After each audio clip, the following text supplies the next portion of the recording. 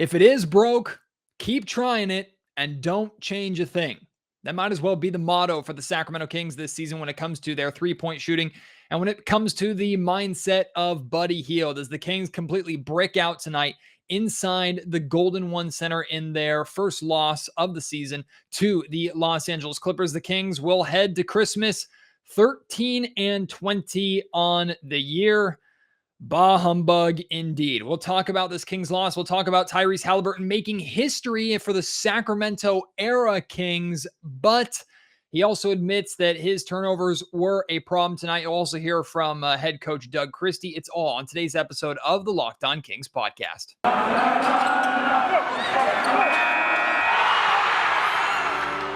You are Locked On Kings, your daily Sacramento Kings podcast. Part of the Locked On Podcast Network, your team every day. And now, ladies and gentlemen, it is that time. Time for another episode of Locked On Kings.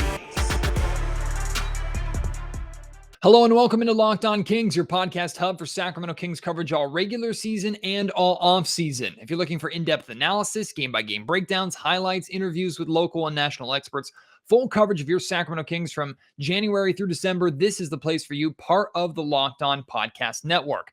My name is Matt George. I have the privilege of being your host here. I've been a Sacramento sports media member for the last 7 years. This is my 8th season covering Kings basketball, formerly for Sacramento Sports Talk Radio, now with ABC 10 News and Television here in the California capital. And tonight was another one of those nights where I was just rubbing my eyes watching this Kings game because Sacramento, they just beat their head against the same wall and hoped that they were going to break through or make a dent. And it wasn't the case. This Kings team, when it comes to three-point shooting, we expected them to be significantly better than they are, but they shoot like they are significantly better than they are. I actually asked Doug Christie about that. You're going to hear his response to my question about the overabundance of three-point shooting and maybe over-relying on three-point shooting at the end of the podcast today. I can't say that the Kings, being as shorthanded as they are, losing to the LA Clippers, who were shorthanded themselves but still had Paul George and a good portion of their lineup available. I can't say that it's necessarily surprising and frustrating.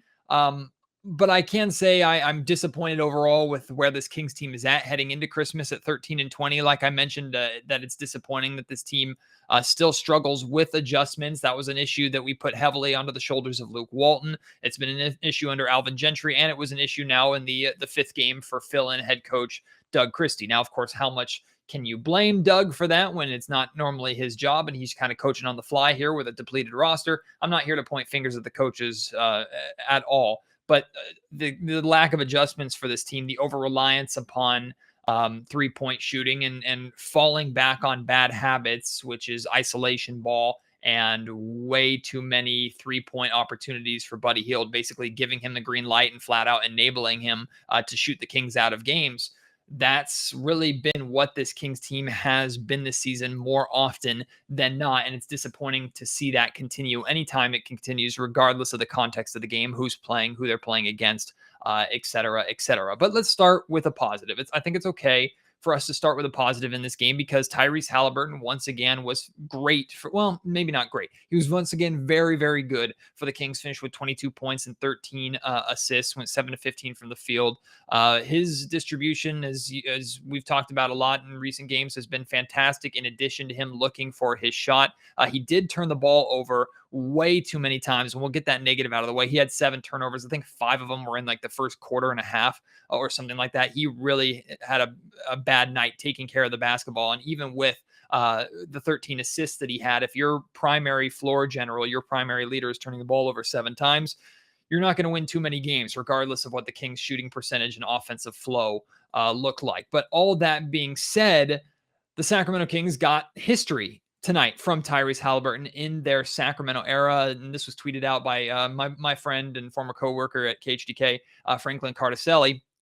He said that Tyrese Haliburton is the first Sacramento Kings player to score 20-plus points and dish out 10-plus assists in 4 consecutive games since Larry Drew did it in December of 1982. So, hey, the month is the same, but 1982, yeah, that's over 30 years ago since that's happened. So it's the first time in the Sacramento era of this Kings team that someone has averaged 20 plus points and 10 plus assists in 4 straight games, which when you think about it, that's not like a mind-blowing number. It's very difficult to do, clearly, but in the modern statistical era of the NBA, that doesn't seem like it was an unbreakable feat by any means. So it's still history for Tyrese. It's still great for Tyrese. I also saw someone tweet out his stat lines of the last 4 games and say, hey, these are all-star caliber numbers for Tyrese Haliburton. And I want to lean into that positivity and enjoyment of that. But in reality, one, the Kings aren't winning games, so that doesn't help. Number 2, in the Western Conference, that's not enough to be an all-star. Maybe if the Kings are winning and Tyrese is averaging 20 and 10 on the season, not just over a stretch. But yeah, it's going to take a little bit more for Tyrese or De'Aaron or any guard in the NBA than averaging 20 and 10 4 times to be entering themselves into an all-star conversation. And to be fair, I don't think this tweet was suggesting that Tyrese belongs in the all-star conversation, just that he was putting up numbers worthy of an all-star. I will say he's putting up numbers worthy of a top guy and a leader on this team. And that's been made very, very clear. So we have to celebrate that accomplishment from Tyrese. With the exception of the turnovers, he continues to play well, pretty comfortable in that role. And again, like we talked about a lot on yesterday's Locked On Kings podcast, or rather a couple days ago, if he can continue that when De'Aaron comes back, and I don't know how that adapts De'Aaron's role, if De'Aaron can continue to be that 20-plus point per game scorer, in addition to Tyrese being a 18, 19-plus point per game scorer with the close to 10 assists a night, maybe a little over 10 assists a night. If you're really maximizing it, this Kings team is significantly better than they are right now. And we don't even have to consider trading De'Aaron or trading Tyrese or thinking about this backcourt going forward, because that backcourt will be set and stone like we're all hoping and expecting maybe they would be coming into this season. But in terms of Kings backcourt and Kings guards, who are certainly not set in stone here in Sacramento, in fact, I believe very much that he's on his way out the door. Buddy Hield, who played 43 minutes in tonight's game. Now, I do try and always start with a positive if I can, and Buddy is consistently reliable when it comes to availability, played a major amount of minutes, works hard, plays hard, so it's never a question of anything like that with Buddy Hield. But I will always question how much Buddy Hield has been enabled. And it really started with when Luke Walton came here and replaced Dave Joerger. Joerger was someone who held Buddy accountable, and it put him in... It didn't put him in Buddy's good graces, let's say that much. And Buddy was one of the few players who we know contributed to Joerger losing his job. Not saying that it's on those players that he was fired by any means. It was a compilation of a lot of things, but we know that Joerger and Buddy didn't have the best relationship, but Joerger had a leash for Buddy. We saw Luke Walton in his first season have somewhat of a leash for Buddy, to where their relationship soured, where we heard reports that Buddy wasn't talking to Luke. He was very vocal during press conferences of how unhappy he was with his role with Luke Walton, especially benching him in the fourth quarter. Then last season happened where Buddy could do absolutely no wrong, even when he was doing a lot of wrong. Luke Walton was continuing to say everything that Buddy Hield puts up, I expect to go in, something that has been echoed by every coach and almost every teammate over the last couple of seasons, which I absolutely hate. And yeah, you're going to hear Doug Christie say it later on in today's show. He says the exact same thing, which continues to enable Buddy Hield. And this team not only is okay with Buddy shooting as many threes as he did tonight. By the way, he shot 18 3-pointers, went 5 of 18. I think he was like 1 of 10 or 1 of 11 to start this game, ended up going 5 of 22 from the field. Not only are they okay with that way too high amount of three-point attempts by Buddy Hield, they almost are over-reliant upon Buddy and that high amount of threes, not just as a team, but specifically coming from Buddy, who, even if he is struggling this season, still is, unfortunately, the best shooter on this Kings team. Buddy Hield's been enabled. He has a green light when it should be at minimum yellow. And he has shot the Kings out of games before. The Kings offense as a whole was really bad in this game. They finished with just 89 points. They had only, I think, 36 at halftime, which was close to a record for them. Which is, and again, we were told coming into the season not to worry at all about the Kings offense. Well, I'm very worried about the Kings offense and have been throughout the course of the season. Again, take everything with a grain of salt, because De'Aaron Fox, who's a very important piece of this Kings offense, isn't playing amongst many other names. Rashawn Holmes did return in this game, and we'll talk about him in just a second here. But this Kings team is still way too reliant upon the long ball, way too reliant upon Buddy Hield. It's a bad habit, truly, more often than not, and it gets them into trouble more often than not. As tonight, they went 12 of 38, 31% from three-point range. And again, out of those 38 threes, 18 of them came from Buddy Hield. That's almost half of their three-point attempts coming from Buddy Hield in this game. I mentioned Rashawn Holmes. He did return. He was wearing some glasses after being out with the eye contusion. He was on a minutes restriction. He played only 17 minutes, 4 points, 7 rebounds. Not really too much to take away overall from what Rashawn did. It was good to see him back. He looked like he was getting into the flow of things. The Kings as a whole got off to a slow start, not just Rashawn, but it did look like there was some rust. Rashawn missed 7 straight games, and now he's coming back to a very different team with a very different starting unit because of COVID. Or the health and safety protocols. So he's trying to figure that out. And you definitely noticed it. But is there any reason to be concerned at all with Rashawn? No. Not even in the slightest. The Clippers defense was good. The Kings offense wasn't. One thing I've noticed with Tyrese Haliburton is that this Kings team is better in the half court when he's running the show. But transition-wise, Sacramento was killed in tonight's game. We're going to talk about that still. Plus, you're going to be hearing from Doug Christie a little bit later on in the podcast. Right now, though, I want to let you know today's episode of the Locked On Kings podcast is brought to you by Calm. When it comes to athletes, we tend to focus on physical fitness, but there's another side of the game that's just as important, which is mental fitness. Calm is the #1 app for sleep and meditation, and they've teamed up with LeBron James. Yes, the LeBron James, to help you train your mind and become the champion version of yourself. LeBron and Calm know that your mind is like any other muscle in your body, but you don't have to be a world champion to learn how to train it and bulk it up. Calm can help you train your brain so you sleep better, reduce your stress, and perform at your best, just like, of course, King James does basically on a nightly basis, although the Lakers aren't too good as of right now. As LeBron says, quote, "Getting good sleep and finding time to rest is one of the most valuable things I can do for my body and mind. From the sound of rain falling on leaves to bedtime sleep stories, Calm puts me to sleep within minutes, which means I wake up ready for any challenge. And Calm even works for infants. I can say that with my own example. You heard LeBron talking about the rainfall on leaves. That's something that we use to help my baby go to sleep. I particularly love like stormy thunderstorm nights, which Calm does have that too. That puts me to sleep, especially when I'm trying to nap during the day after a early morning shift at work. If you head to calm.com/lockedonnba for a limited time, you can get 40% off a Calm premium subscription. Again, for a limited time, our listeners can join LeBron in using Calm, get a 40% discount on a Calm premium subscription at calm.com/lockedonnba. Unlock content to help you focus, ease stress, and sleep better with Calm. We absolutely have to give the Los Angeles Clippers credit for how they played defensively tonight. They made life very difficult for the Kings. They made life very difficult for Tyrese Haliburton in particular. They were doing a good job switching on pick and rolls.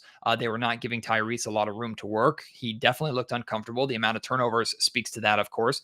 And one thing they were doing really well on was help defense. When the Kings were trying to attack the basket, the Clippers were rotating, cutting off passing lanes, forcing the Kings into bad shots. They also forced a lot of either turnovers for shot clock violations or bad three-point shots to try and beat the shot clock. So the Clippers did a good job, and that also contributed to the Kings shooting as poorly as they did from three-point range. That being said, offensively, which is supposed to be a strength of this team, the Kings didn't adapt. That's why I started out the show saying if it's broke, still don't fix it and just try and do the same thing over and over again. Don't change anything. That's what this Kings team has looked like far too often this season. That's what it looked like in tonight's game. The Kings didn't adapt at any point. Now, they did have a significantly better third quarter than they did first half. They scored 30 points in the first half. And I apologize. I said they scored 30 points in the third quarter, but they scored 38 points in the first half. I think I said 36 earlier. It's 38 points, which is still far too low for this Kings team. So they almost matched that in just one third quarter. And the offense looked better, especially in the second half of that third quarter. The ball was moving. The Kings were actually getting to the basket, and that was opening up good shots from three-point range. Buddy started to hit some shots. The Kings were spacing the floor better. Harrison Barnes started to hit some shots. He had a very quiet 18 points on 7 of 15 shooting, 3 of 8 from three-point range. But this team just does not adjust well. They don't adjust well, period. And I know a lot of that has to do with the inexperience of this team. A lot of that has to do with, I remember when Dave Yeager took over for this Kings team, and we would ask him a lot about his philosophies. And I remember distinctly during preseason, Yeager saying, we cannot do more than this. Like they cannot handle learning more than what we're trying to do here, which at the time was just very basic run and gun. And even 5, 10, 15 games into the season, Yeager continued to say, like, we cannot handle doing more than this. And with the little amount of practice time during a regular season as it is, it's tough for a team to grow in that area anywhere but on the floor. And we've seen this team try and grow in that area, try and learn how to adjust, but not been mentally strong and mature enough to figure that out. They fall back into their bad habits, like I mentioned earlier, with the 3-point shooting and the isolation ball. That needs to change before this team is going to get any better. And I don't know if that's going to come from coaching. I don't know if that's going to come from whoever is the head coach of this Kings team going forward. And by that, I mean next season and beyond. Alvin Gentry is still the head coach of this team and will finish out the season as the interim head coach of this team, more likely than not. Or is that on Tyrese? Is that on De'Aaron? Is that on the on-the-court leaders to, one, know how to adjust, and two, make sure there's accountability amongst all 5 players on the floor, that everybody's buying in to make those adjustments, and that when this team does start to revert back to those bad habits, those are nipped at the bud before they get any worse. We haven't seen this team be strong enough or mature enough to handle that from a coaching perspective or from a player perspective. One thing I've noticed about Tyrese Haliburton over these last 5 games with no De'Aaron Fox, Tyrese makes the Kings a lot better in the half court than they've been at any point this season. When Tyrese is the primary ball handler, when Tyrese is on the floor, period, the Kings it's like night and day difference with their half court offense. Like, that's one of the biggest criticisms that I have of De'Aaron Fox is in the half court. We know how good Fox is in transition, but in the half court, Fox can rely a little too much on isolation ball, and so can everybody else on the floor with him. We've seen it happen time and time again. We talk about ball stoppers on this Kings roster more than fluid movement. With Tyrese, whether it's in the pick and roll, swinging the ball around the horn, sometimes it's too much movement and you want a little more selfishness out of Tyrese, right? We've talked about that a lot so far this season. So half-court offense has been significantly better with Tyrese leading the helm, and that's something that also needs to carry into when you get back to full health and De'Aaron Fox comes back. However, this team still should be getting out in transition significantly more than they are, even with De'Aaron Fox out. Like, I know Fox is the fastest player in the league or close to the fastest player in the league. And Tyrese is not nearly as fast as De'Aaron Fox is, but Tyrese is still young. He's athletic. He can push the tempo. And he had a gorgeous full court pass, no look pass to find a cutting Rashawn Holmes for a breakaway layup. A fast break can be that too. It doesn't just have to be putting your head down and sprinting the full length of the floor like De'Aaron has been known to do over the course of his career. This Kings team needs to get out and transition more. The fact that they were torched in transition by the Clippers in this game. Fast break points, 29 for the Clippers to 6 for the Kings. Like, that can't happen, especially when transition is supposed to be one of your primary strengths. And I know De'Aaron was out, but that doesn't mean it goes from a primary strength to a weakness just because one guy is not in the game. That's not the case with this team. They need to be better in transition for sure as a whole. And then when it comes to shooting, and I'm going to ask Doug Christie about it. I've already talked about this a lot, but I'll make sure to bring up this number because I think it's important. Now, I'm not sure if these numbers have been adjusted for after tonight's game or not, but the Kings are 24th in the NBA in three-point shooting percentage, 33%. 24th in the NBA in three-point shooting percentage. And in terms of three-point shooting attempts, they're 18th. So they take more, they're higher in three-point shooting attempts, around middle of the league, a little bit below average in three-pointers attempted, and they're near the bottom of the league in their three-point shooting percentage. Now, the good news is that they're not top half of the league, because it would be terrible if the Kings were towards the top of three-point attempts per game and were as bad as they are shooting from three-point range. Because in recent seasons, the Kings have been at the top in three-point attempts. So they're not shooting the ball as much from three as they've done in the past, thank goodness.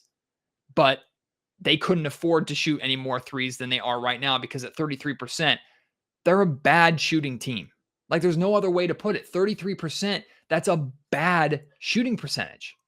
And for the Kings to be as reliant as they are at times on the three-point shot, to be a 33% team 3-point shooting team as a whole, as a unit, a group, not just one guy, as a group, with the amount of shooters that we thought are on this roster, with a guy that has elite shooting that is second only to Steph Curry, according to graphics that they like to put up all the time, that's not good. That's not good. You're going to hear Doug Christie talk about that. You're also going to hear about Doug Christie talk about the experience from being the head coach of the Kings over the last 5 games. We don't know if Alvin Gentry is going to be back after the Christmas holiday, or if Doug's going to continue as his fill-in head coach role. But he's impressed a lot of fans. He's made a lot of fans happy. And he'll talk about what that experience has been like for him. You're going to hear all of that coming up here in just a second. Before that, though, I want to let you know today's episode of the Locked On Kings podcast brought to you by BetOnline.ag. BetOnline has you covered this holiday season with more props, odds, and lines than ever before as football continues its march through the College Bowl season and the pro football playoffs, of course. BetOnline remains your number one spot for all the sports action this season, with the NBA season now in full swing. We'll be close to the All-Star break and the trade deadline. Of course, you can bet on all of that. You can bet on basically anything when it comes to NBA basketball, NFL football, college football, sports. They have it all at BetOnline. Head to the website or use your mobile device to sign up today and receive your 50% welcome bonus on your first deposit. All you have to do is use promo code LOCKEDON, all one word, to receive your bonus. That's free money for you to make money with, from basketball to football, NHL, boxing, UFC, right to your favorite Vegas casino games. Don't wait to take advantage of all the amazing offers available for the 2021 season. BetOnline is the fastest and easiest way to bet on all your favorite sports, so don't wait to take advantage of all the new and amazing offers available right now at BetOnline, where the game starts. Last chance to get your Built Bars before Christmas. In fact, it might be a little too late if you haven't ordered a box of Built Bars. It might not be under the tree or in the stockings by the time Christmas rolls around in just a couple of days, but better late than never. You can still order a Built Bar box, and take a picture of your receipt and put it under the tree and let your loved ones know that it will be on the way for them.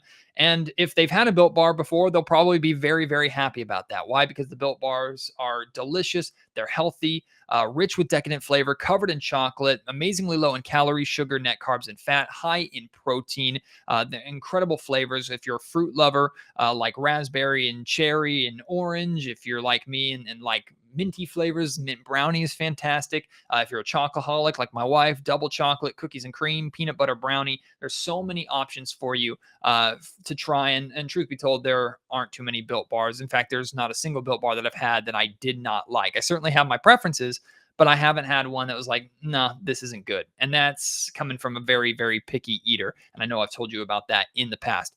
I want you to go to Built.com. I want you to try just getting a mixed box. Let Built Bar send you a box of just a bunch of different flavors for you to try.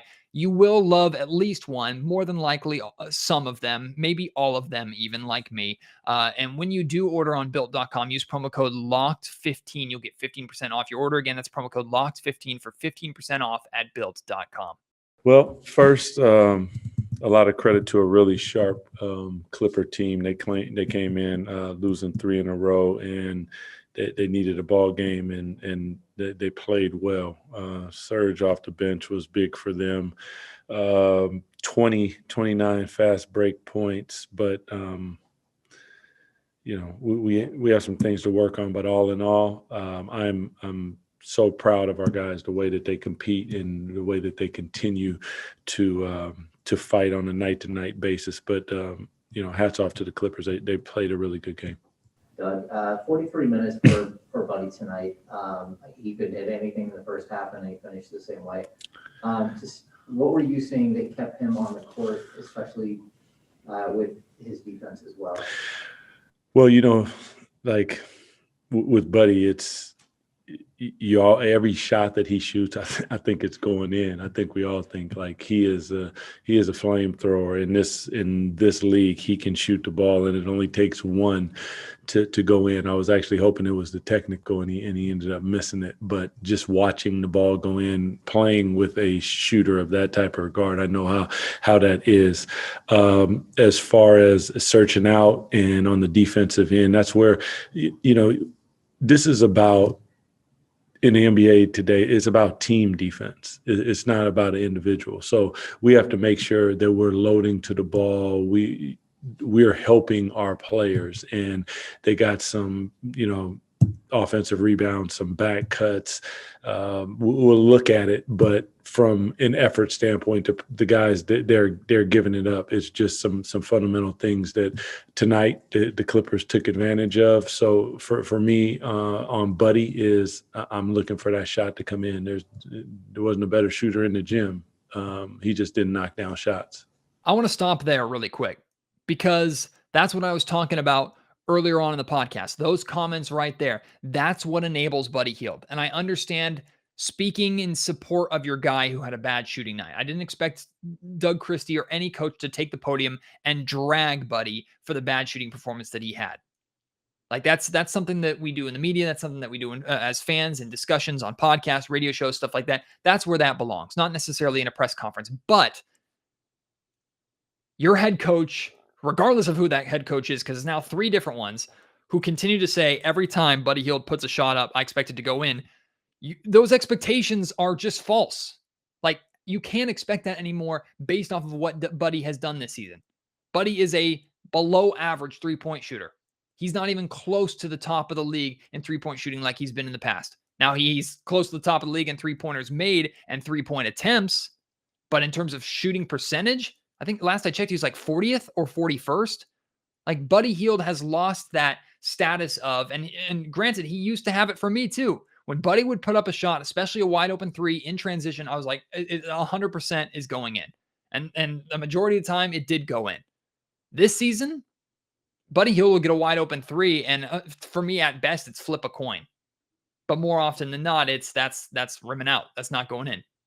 Buddy it no longer has that I expect it to go in every time he shoots, or the majority time that he shoots expectation or reputation anymore. And I think, truthfully, as much as you're trying to stand up for your guy, Doug Christie and other coaches and other players saying this continues to enable Buddy's bad behavior. And I mean bad behavior in terms of his shooting and his play on the floor, not anything off the court, of course. All right, let's get back to Doug Christie. Doug, it's obviously more, challenging when he's missing shots for you guys. But from an offensive standpoint, it seems like, just overall the team struggled. What were you seeing that was kind of leading to some of that? How much did you putting so much of that workload on Tyrese maybe? Yeah, when you got a player like Tyrese, we try to keep the ball in his hands. Sometimes I like to see it coming from the second side. That's when you pair it up with Fox, and now all of a sudden it becomes really difficult. I thought that in the first half, the ball started sticking as opposed to continuing on passing up a good shot to get a great shot, making the defense move from side to side, things that we just can't do, especially right now with so many different players out. We need to move the ball. I'm always of the mindset that, 30 assists is always the number. We did get 24, but we really have to continue to move the basketball. Yeah, Doug, we don't know what's going to happen over the next 3 days with some of your players coming back and with potential for Alvin to come back.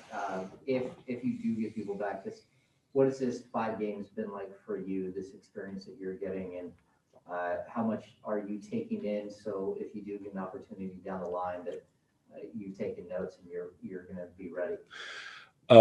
This is probably the most invaluable thing that I could experience right now. I mean, I can't really kind of put it into words as far as learning on the job. Just here you go, figure it out. The team has been spectacular. All the staff has been great to try to help everybody in this COVID time. But me in particular, I think the ability to be on the sideline, be in that chair, see what happens at different times, the responsibilities that go along with it, like it's invaluable. So it's a lot. I don't know when I'll get a chance to process all of that, but I've, whatever happens, I've truly enjoyed it. And I love those guys for the way that they played. They really played their hearts out. Hey, DC, you were asked about shooting a little bit earlier. I wanted to build off that. As a team, this season, you guys are shooting 33% from 3-point range. And I know Luke's philosophy was a high volume of threes, and I know this team can get hot at any given time too, but do you feel like maybe this team gets a little over reliant upon 3-point shooting and has this season to where it can almost become detrimental? When they don't go in, it always looks like that. Would you like to see? I'm more of get a bucket. That's my mindset. Like I know it's threes, but you got to read and take what the defense gives you and different things like that. They didn't go in tonight. We've had some games we've set franchise records in threes, and on those nights it was all good. So we're going to continue to work it, take what the defense gives us. Sometimes it's threes. Sometimes, maybe we are a little reliant upon it, but that's the name of today's game is being able to knock down shots. But twos, threes, they all add up. So I'm with both. You've heard from Doug. Now I want to hear from you. You can let me know your thoughts on Buddy Hield. Let me know your thoughts on Doug Christie about being a future head coach of the Kings, or just the job that he's done over these 5 games. Talk about the poor shooting for the Kings as a whole, where this Kings team is at 13-20 here at Christmas. Whatever you want to talk about, send it to me at MattGeorgeSack on Twitter. You can email me, mattgeorgesports@gmail.com. And if you're watching on YouTube, leave your thoughts down in the comment section down below. Please leave a review of the Locked On Kings podcast if you had not already. Apple Podcasts and iTunes, still the best place to do that. You can leave a little blurb there, and I encourage you to. It's been a while since anyone's left a little blurb about what they like about the podcast, why they would encourage others to listen. It's also a good place for honest, constructive criticism, which I always read and take to heart, so I appreciate that. Please do that. And if you listen on Spotify now, you can leave there's no comment section or anything, but you can leave a 5-star review. I would hope it's 5 stars, but give it the honest rating that you think it deserves. And I encourage you to stick around for tomorrow's Locked On Kings podcast, because I've had a lot of fun dreaming about the possibility of the Kings landing Jaylen Brown. To see if that is just a far-fetched dream or it could be a reality, I'm going to be joined by John Corrales, host of the Locked On Celtics podcast. He is going to join me to talk about that. I also had Serena Winters, host of the Locked On 76ers podcast, on yesterday to talk about a potential Ben Simmons trade and whether or not the Kings could get that deal done without trading De'Aaron Fox. You can hear her comments on that. Again, that's yesterday's show for you to go and check out. Tomorrow will be the last show before Christmas, so I can't wait for you to join me.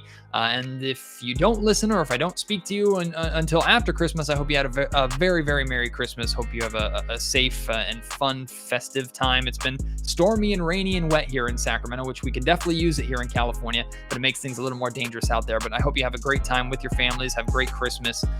Forget this Kings loss. There's many more coming, and Christmas time makes it a little bit easier to swallow. I appreciate all your support and all your generosity with your time, as always, and can't wait to have you join me on the next podcast. Until then, my name is Matt George. You've been listening to Locked On Kings, part of the Locked On Podcast Network.